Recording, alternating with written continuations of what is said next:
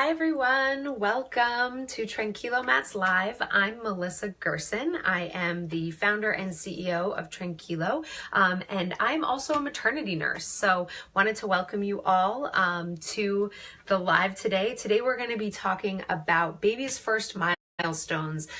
We did 0 to 6 months last week with Carol from Boston Baby Nurse. And then this week I'm going to be covering 6 through 12. So if you've got kiddos who are just earlier than 6 months, or if you've got kids between the 6-month and 1 year range, would love to have you guys tune in. So don't forget to like and share with your friends. One of the other things I really wanted to encourage folks to do is to follow us. So follow Tranquilo. It's super easy. You just click the button under our topic and under the top cover image on Facebook, and then you can click follow, and then when you go over that same button again, you can click turn notifications on. And I really want to encourage you guys to be following us, especially because next week, in future weeks, we're going to be posting, hosting a huge giveaway. We're talking like $12,000 to $14,000 worth of free stuff.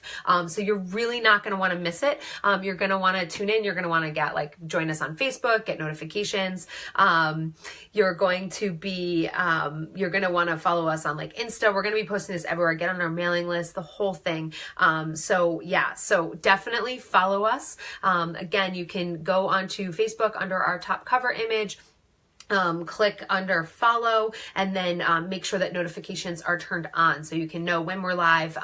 And part of this giveaway is going to be incorporated into a live. So just wanted to give you guys the heads up. Again, my name is Melissa Gersin. I'm an RN, founder of Tranquilo LLC, and I'm also a maternity nurse. I have 6 years of experience in Boston as a maternity nurse at some of the biggest hospitals. So I am an expert in all things baby. I have experience, especially in as an infant crying specialist. So just wanted to welcome you guys again. We're going to be talking about baby's first milestones. So 6 to 12 months. Those are the milestones we're talking about today. And we did a previous live last week with Carol, our guest from Boston Baby Nurse. So if you have kiddos, if you're pregnant, or if you've got kids 0 to 6 months, you want to check out that video from last week, and we'll link the two together as well. So so just wanted to welcome you all, and we're going to go ahead and get started. Going to keep this one a little bit short this week. I've got another time commitment, so I've got a ton of content to cover, and I'm really looking forward to giving you guys all this information. So one of the major things, of course, with milestones is what are they and why do they matter, right? So milestones, when we think about newborns, they are born completely helpless. They don't know, they need their parents to change their diaper, to feed them. They can't really roll or move, or, they can move their arms and legs, but they're not going anywhere. And then by the time baby hits their first birthday, they are crawling or maybe even walking. They can communicate their needs with words or gestures or sign language, and they're often feeding themselves. So there's a lot of various developmental milestones that babies hit in their first year. Milestones can be of several types. We have physical milestones, so that would be the ability to maybe do a pincer grasp with their 2 fingers, or maybe they're doing just a big grasp with their fingers to grab at objects. Crawling would be a physical milestone, of course, walking. So anything that physically they're able to do at a certain age. Cognitive, so that's problem solving, understanding things. So one of the interesting cognitive milestones is newborns. When there comes a time when babies actually realize that there's called object permanence. And so that means that they realize that even if an object is out of sight, it still exists, and they will search for it and look for it. So if you've got a newborn baby and you're playing with a toy and you move it out of their sight, they don't know where it went. They don't know anything about it. They think it's gone. So once the babies get older, they can actually understand. So that's an example of a cognitive type of milestone. Another one is social and emotional. So that's obviously learning how to smile when other people smile at you, being able to play well with others, various things like that. So it's how to interact with others in society would be emotional or social milestones. And then communication, which is obviously verbal, gestures, all sorts of different ways to communicate their needs. And so, there become certain milestones. And why are these milestones so important? Well, again, besides the fact that you don't want your 1-year-old to be as helpless as your newborn, it's also, it's standard development, and knowing what these milestones are can actually be really helpful to understanding, if your baby is behind on something, or maybe they need to, you need to play with them in a certain way to get them to understand certain milestones. So it can really help you as a parent support your child in their growth. And it can also be a warning sign that, you need to talk to your doctor and get your doctor involved, your pediatrician, about changing something up, maybe seeing a specialist, to get things, if a baby can't hear, you're going to want to talk to your pediatrician and get a specialist involved pretty quickly, so that you can, teach them and still allow their other development to go on, even though they're unable to hear or hear certain sounds. So milestones are super important, and I just wanted to go over with you again today. Like I said, we did 0 to 6 months, and then 6 to 12 months we're doing today. So for those of you joining us, if you haven't already, if you have mamas out there that who have kiddos who are going to be 6 months soon, who maybe 3 to 4 months, and they want to learn about future development, or if parents of babies 6 to 12 months, feel free to share. We're going to be going through a lot of content today, and I don't want anyone to miss it. So again, don't forget to share, that gets the word out that we're educating people here. So would love you guys to do that. So milestones are just really important for babies. One of the other things that I want to preface before we start diving into the 6-month milestones is that milestones are also generally within a set time frame, but it's not a strict schedule. So if I say sometime between 6 and 8 months, some babies might learn it at 5 months or 5.5 months. Some babies might learn it at 8.5 or 9 months. So there is a range. It's more like a window of time that you'd be looking at for baby to be able to master these skills. And as long as you're seeing progress along the way, and they're hitting certain milestones pretty closely to kind of the end time frame, it should be fine. Of course, if you are worried about anything, you should talk to your pediatrician. If your baby is really late or really delayed in hitting milestones, of course, you're going to want to get your pediatrician involved. So if I say babies normally between 6 and 8 months, learn about object permanence, and your kid's 10 months and they very clearly don't get it or aren't understanding it, maybe around the 9.5 month mark, you'd want to mention it to your pediatrician and keep a closer eye on it. So this is why milestones can be so important, and why I'd love for you guys to share this video with everyone out there who's got kids. So I think what I've got to share will be helpful for folks. So diving in, 6 to 8 months, you've got so I'm going to break these down too based on the different types. So we had the physical, the social, social, emotional, cognitive, and I can't even remember which one I just told you about last time. Well, we'll get into everything, and it'll be fine. I have them broken down on my note sheet.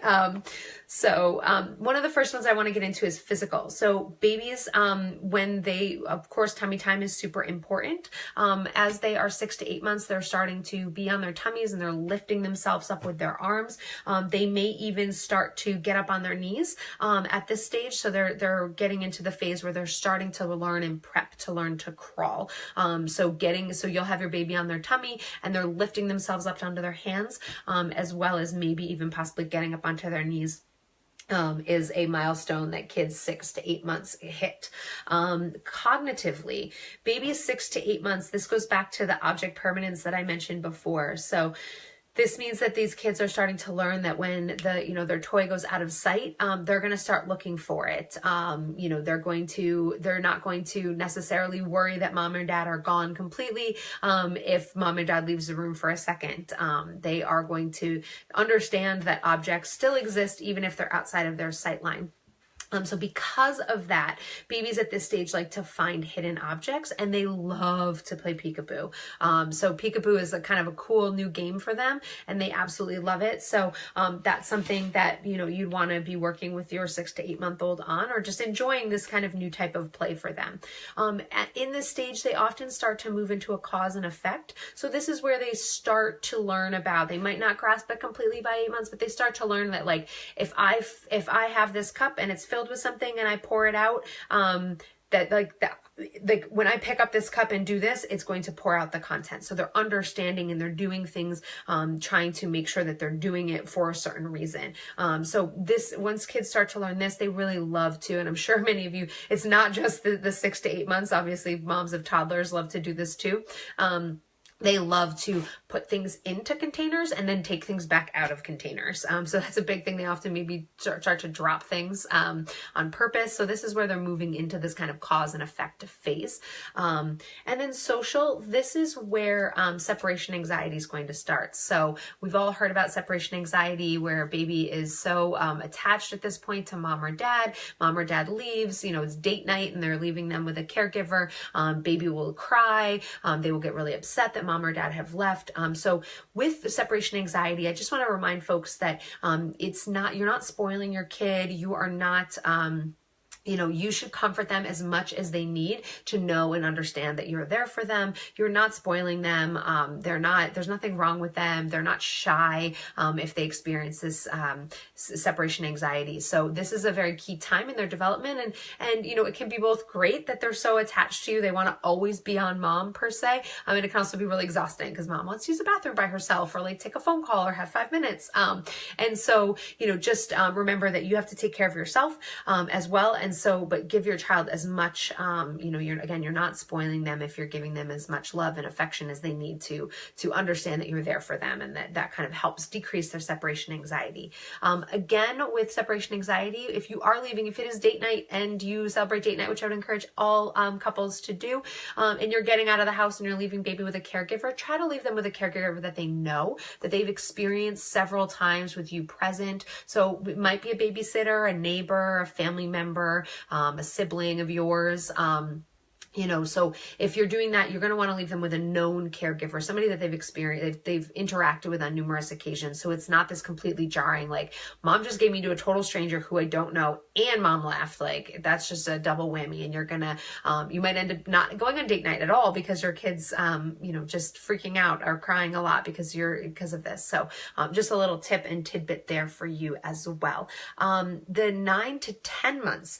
So kids at that stage cognitively are learning the word no. Again, this is not the only time frame where they understand and use the word no, right? Plenty of moms and toddlers, know the word no. And it's probably one of those things that many parents aren't really looking forward to their kid being able to say the word no and express themselves, but it does happen around the 9 to 10 month mark. And then we also, babies start to understand like what they want, what they don't want, and express their needs. So, maybe they don't like spinach and it's not just like making a face when they try to eat it, but they're actually pushing away the food or, specifically only picking up other things on their tray that aren't spinach.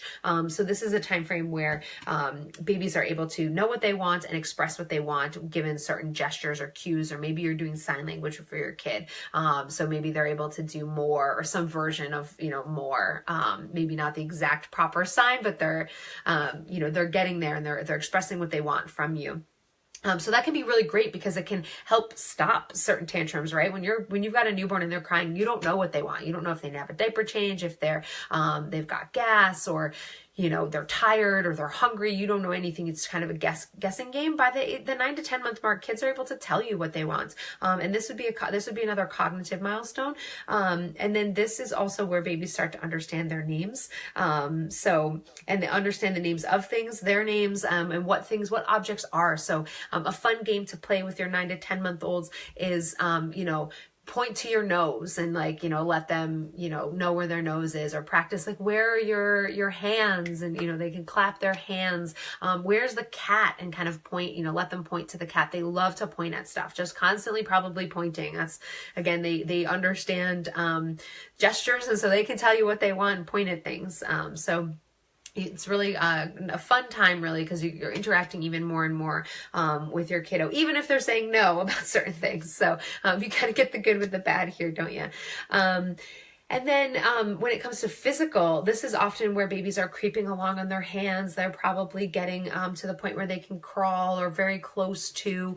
So this is really helpful for if they're pointing out things or finding things. It's a really fun game to let them crawl around the room and find certain stuff, wear them out, get them tired in time for their nap. But also just a fun game for them because they're practicing both their physical milestones, that they're learning how to move themselves or scoot themselves, as well as their cognitive ones of learning where things are. Oftentimes at this age, babies start to pull themselves to stand, or they can stand with assistance. So holding their hands and letting them kind of stand up. That's another fun milestone. It can also be a little scary because now your kid's going to be really mobile, and falling down more. And, once they can stand up, they're at more risk of actually standing up and falling and hitting the coffee table, as opposed to if they're just sitting or crawling, they don't get high enough to kind of smack the coffee table. That actually happened to a friend of mine. Her son was, once he started to stand, he was like walking along on furniture. And so he was by the couch and he kind of took a tumble, because that's what they do when they're learning new skills and new milestones. And he went face first right into the coffee table and ended up with like 8 stitches. So it's both super exciting that your kid can be walking soon, but also something you might have to do a little bit more baby proofing than you had originally done, because you might have a wild one on your hand, or some other dangerous objects you weren't thinking of when your kid was just crawling. Another physical milestone, babies can often start to feed themselves at this stage. It's going to be messy as anything, right? Like, anything babies do at first is always super messy. But yeah, they're going to be able to, feed themselves, and that's going to be both helpful and horrible, because you're going to have to clean up the mess. But it's really great. You're encouraging them to use their fine motor skills and really improve all of that stuff. And then when it comes to social and emotional, babies are starting to imitate, which is a really cute, fun thing. So they can start imitating your face, facial features. That is when they really truly, like, if you're smiling or laughing, they may start smiling or laughing too. It's a good time as well to start playing, like singing songs or doing games with songs like patty cake, or head, shoulders, knees, and toes. All of this kind of ties back into the physical, the cognitive that we talked about, as well as the social, that it's just fun for them to play games, itsy bitsy spider, where you've got their hands, or like a patty cake, where you're helping them kind of just, they're not actually like playing patty cake, but you're like helping them play and clap their hands and things like that. So really fun time to really start interacting with your kiddo, and enjoying them way more than you were before. This is also where language really starts to creep in, and this is where babies start to babble. So they're going to be babbling a lot, saying things that don't make sense, screaming at the top of their lungs, like, and this is all great, because this is, this is right around the time they start saying mama or dada. As we all know, for the moms out there, they often start saying dada first, which is, I had a friend say that was really disappointing, because she gave birth to him. She breastfed him for months and months, and then like he rewards her by saying dada first. Like, wait, what? I should be mama first. Like, mama's first and foremost. So this is around the time where they're babbling a lot. They're practicing how things work. Most of it doesn't make any sense, but it's practicing how the sounds work and things like that. So, going to start to really get to know the personality of your kiddo around this time, as they start expressing themselves even more and more. And then lastly, moving into the 11 and 12 month stage, physically, babies around this stage start to walk. This is where they really are holding onto furniture, maybe to get themselves around, or to pull to stand up, or taking steps in place. This is also by the end, usually by their first birthday, sometimes a little bit later, 13 months or so, babies are starting to walk, taking a few steps on their own. 2 to 3 steps is usually when they start to really master this. And then pretty soon, 15 months, 16 months, you're gonna be like, oh, I wish they were only crawling again, because they're into everything. When they're taking things into, putting things into containers and taking them out. So it can be both exciting to see babies' first steps, and a little bit, like I said, terrifying. So if any of you guys out there have any funny stories about your kiddo walking for the first time, please feel free to share. Would love to hear from you. I've got a few from various kids in my life. So some other physical milestones is that babies at this stage can either start to usually scribble. If you give them a crayon or a pen, they can start to kind of make rough, crude drawings and put pen to paper, just blobs or just colors at that stage. And then also some kids, if they're not into coloring, they might just like to rip up paper. The sound of paper, the feel of it in their hands, it's practicing their fine motor skills. It's really helping them with, and that's the same thing even with scribbling, it's like practicing their fine motor skills. So this is something that they're able to do. And then this is where they might even start helping you to dress them, which is great. Or they're specifically not helping you, and they're like doing the exact opposite of what you need them to do. So that can be a little bit frustrating, but maybe at this point, baby's putting their hands up to when you put their shirt on, or they're helping you by moving their legs, into position so you can get their little pants on. Things like that. So physically, they're a lot more in control of their limbs and their body, and they're socially and cognitively understanding that, like, when you put a shirt on over their head, their arms have to go in next. So they might be helping you with that. Cognitively, this is where babies start to learn how to solve problems. So at this stage, shape-oriented toys are great. Like if you've got like the little circle or the square that need to go into the various like holes or pegs or whatnot. This is a really great game for them because they're starting to understand which goes where, or maybe like the blue goes with the blue, things like that. This is a really great stage for that. This is where specifically they start dropping things on purpose. So that sucks because they're dropping like 45 things off their high chair, or again, like putting things into a container and then dumping them out.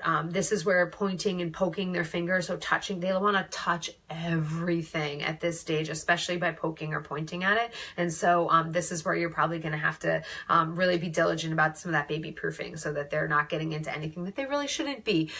So, you probably don't have to put baby latches on for your 3-month-olds because they're not going anywhere. But by the time they're 9 to 10 months and they're crawling and they're getting around, and then especially by the year mark, they are just into everything. So baby proof is important at this stage. Again, this is where you can continue to play the fun game of like, where is the cat? Where is your nose? Where are your hands? And you're helping to teach them things, what objects are, helping them to learn more language as well, right? The more words that they hear or know what they are, the better off they're going to be. The sooner they might actually say those, or at least point to them and know what they want.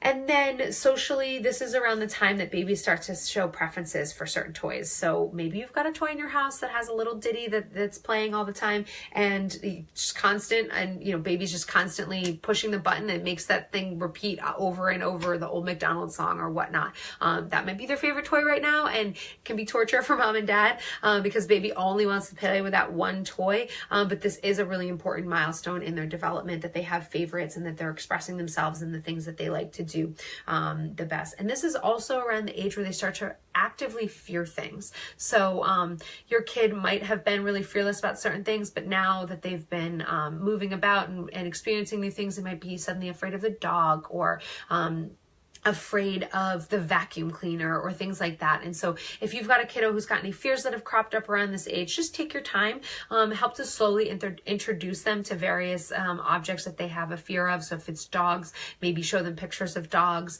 maybe have a dog, across the other side of the room, or point to dogs on walks, and just slowly but surely kind of continue to introduce them and get them closer and closer to the things that they fear in a very safe way so they can get over that fear. But this is around the time where you might start to see fears crop up. You'll be like, wait, why are they suddenly afraid of our dog? Or why are they suddenly afraid of the mailman? Like, that's weird. The mailman's been coming here for the first year of his life, and now he's suddenly afraid of him. So don't be surprised if that happens. And then lastly, we've got the language skills for kiddos. This is where they're starting to say, uh-oh, oops, ta-da, or they want you to like see what they're doing, and they're expressing like, uh-oh, ooh, they're making little like expressions, so to speak. So that can both be really cute. That's like, I don't know, I think it's super cute when kiddos start doing that. And then lastly, they're going to continue to imitate words that they hear around them. So this is where you might say dog 50 times a day in hopes that, in a few days or months that they're going to be using dog with proficiency and fluency in that. So their language skills are growing and changing it all the time. So just talk to them, continue to play games with them. Certain games can be really good. If you need to work on fine motor skills, there's lots of games out there that you can use to help them with that development. If they're crawling, if they're trying to work on crawling, you can practice with them. You can help them up onto their hands and knees. There's a lot of different things that you'll see as they're starting to develop, and you can keep working and helping them with those. So those are some of the big milestones that we see 6 to 12 months. And I would like to open it up for questions. So I'll give folks a few minutes if there are any questions out there. Love to hear from you guys and help you answer your questions about any earlier milestones or milestones 6 to 12 months. And then while I'm waiting for any questions to come in, next week I'm going to be back again hosting our live, and we'll be doing baby's first pediatrician appointment. So that first pediatrician appointment, you've just had baby, you've just been in the hospital, a day or two later, you're heading to your pediatrician for the first time. Sometimes it might even be the first time your pediatrician's meeting your baby because your pediatrician didn't go to the hospital, right? That you just had the pediatricians at the hospital. Some pediatricians do, but so it's kind of a big deal and a big moment. And so I'm going to be kind of breaking that down, what to expect, what to look for, what will be happening during that visit, and some kind of tips and tricks to make it go smoothly for you, because I think when you're a new parent, you don't often realize how long it's going to take you to get out of the house and get to that pediatrician's appointment. So I'll be talking through that next week. So don't forget to tune in for that. And then I mentioned previously that in the coming weeks, we are going to be announcing a huge giveaway. Lots and lots and lots. We've got multiple brands participating, just so many. I don't even actually know the number, but we're giving away over $10,000 worth of product. I think last count was like $12,000 to $14,000 worth of free products. So free crib, free car seat. We've just got, a ton of stuff that's going on. It's going to be one winner is going to win all this stuff. So if you've got any pregnant moms out there, or if you are going to become pregnant soon, or anything like that, don't you want to follow, or if you've got a kid and you would love an upgrade to all of your stuff, let's say it's all beat up at this point, don't forget to tune in, because we're going to be announcing all the stuff for our giveaway. So it's a really fun opportunity, and I'm looking forward to being part of that and my team, and part of it's going to be revealed on a live. So again, you're going to want to follow us on social, Facebook, Facebook, Insta, Pinterest, YouTube. We're on all those channels, and then get on our mailing list, because we're going to be announcing this. It's going to be a big deal. So you're not going to want to miss it. So that's all the content I have for you guys. I haven't seen any questions come in yet. So if there are any questions out there, and I'm missing them, I apologize. I'm just double checking. I don't see anything that's coming through, which is fine. Maybe I did such a great job, giving the content out. And so if there are any questions, if you're watching this after the fact, you can still comment. We do check occasionally, and,